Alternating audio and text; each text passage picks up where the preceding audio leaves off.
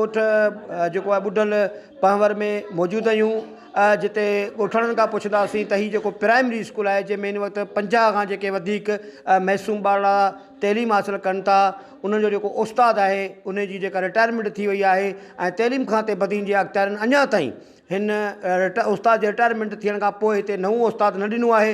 अचो त हिन इलाइक़े जे जेके ॻोठाणा आहिनि उन्हनि सां ॻाल्हि ॿोल करियूं।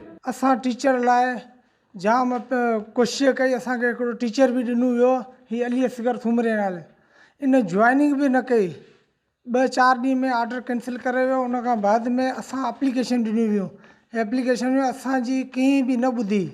असां वियासीं डी ओ वटि वञूं, उहो चए टी ओ वटि वञो, टी ओ वटि वञूं, उहो चए डी ओ वटि वञो, ऐं असां टीचर किथां आणियूं। असांजो मास्तर जेको सो रिटायर थी वियो, उन खां पोइ असांजी इलाही कोशिशुनि जे बावजूदि बि असांखे जेको सो मास्तर न ॾिनो पियो वञे। असांजो एतिजाज इहो आहे त बराए महिरबानी असांखे उस्ताद ॾिनो वञे, असांजे मासूम ॿारनि खे बर्बादी खां बचायो वञे। असांखे टीचरुनि जो असांजे ॿारनि जो मुस्तक़बिल तबाह लॻो पियो आहे ऐं उन्हनि जी ज़िंदगी बर्बादु आहे।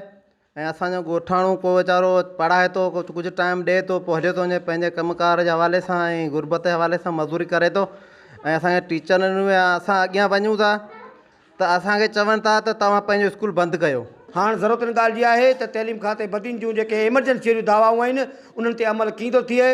हिन ॻोठ खे प्राइमरी जे जेका मासूम ॿार आहिनि उन्हनि खे उस्ताद ॿीहर कीअं थो ॾिनो वञे। कैमरामैन असगर खोसो सां गॾु राज़क ॾिनू खोसो, अवामी आवाज़ TV न्यूज़ बदिन। विज़िट कयो अवामी आवाज़ मीडिया ग्रुप जी वेबसाइट awamiawaz.pk।